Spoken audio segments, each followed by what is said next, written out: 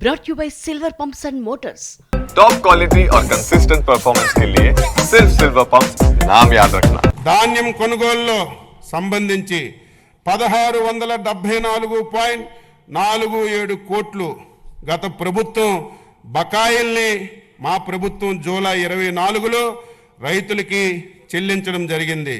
2024 ఖరీఫ్ సీజన్లో సంబంధించినటువంటి ధాన్యం కొనుగోలును ఇప్పటి వరకు 5,31,987 రైతుల నుండి 33,32,014 మెట్రిక్ టన్నుల ధాన్యాన్ని సేకరించి 7,674.99 కోట్లు చెల్లించడం జరిగింది।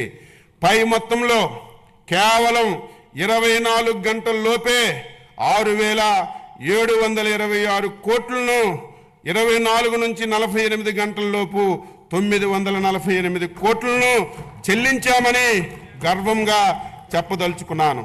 2025-26 సంవత్సరానికి మార్కెటింగ్ శాఖకు 315.32 కోట్లు బడ్జెట్ని ప్రతిపాదిస్తున్నాను।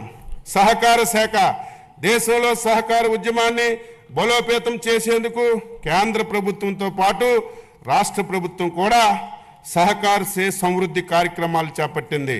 46.22 కోట్లతో 2037 ప్రాథమిక వ్యవసాయ సహకార సంఘాలను బలోపేతం చేయడానికి కేంద్ర ప్రాయోజిత పథకం కింద పిఎస్సిఎస్లను డిజిటలైజ్ చేస్తున్నాం। ఏప్రిల్ 1 నుంచి 2025 ఏప్రిల్ 1 నుంచి రాష్ట్రంలో అన్ని పిఎస్సిఎస్లు ఈపిఎస్సిఎస్లుగా మార్పు చేసి వాటి లావాదేవీలను ఆన్లైన్లో జరుపుతామని సంతోషంగా తెలియజేస్తున్నాను। వ్యవసాయ మౌలిక సదుపాయాల నిధి కింద నాబార్డ్ రీఫైనాన్స్ సహాయంతో పిఎస్సిఎస్ను రైతు సేవా కేంద్రాల స్థాయిలో బహుళ ప్రయోజన సౌకర్య కేంద్రాలుగా మారుస్తున్నాం। సమీకృత సహకార అభివృద్ధి ప్రాజెక్టు కింద 15 గోడంలు కార్యాలయ భవనాలను నిర్మించి పిఎస్సిఎస్లను భవనాలుగా ఉపయోగిస్తున్నాం। కేంద్ర ప్రాయోజిత పథకం కింద రాష్ట్రంలో సహకార సంఘాలు రిజిస్ట్రార్ కార్యాలయాలు కంప్యూటరీకరణ చేయబడుతున్నాయి। ఐక్యరాజ్య సమితి 2025ని అంతర్జాతీయ సహకార సంవత్సరంగా ప్రకటించింది। 2025-26 సంవత్సరానికి సహకార శాఖకి 239.85 కోట్లు బడ్జెట్లో ప్రతిపాదిస్తున్నాను।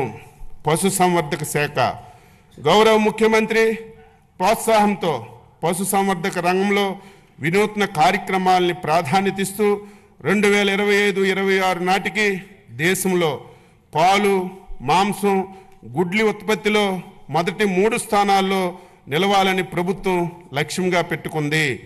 దేశవ్యాప్త కృత్రిమ గర్భధారణ కార్యక్రమం కింద 34.89 లక్షలు కృత్రిమ గర్భధారణ ప్రక్రియను పూర్తి చేశాం।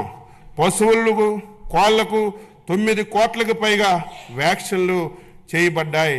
340 మొబైల్ వెటర్నరీ అంబులేటరీ క్లినిక్ల ద్వారా రైతుల ఇంటి వద్ద 6.36 లక్షల పశువులకి చికిత్స అందించాం। 1.34 లక్షల పశు కిసాన్ క్రెడిట్ కార్డుల్ని జారీ చేశాం।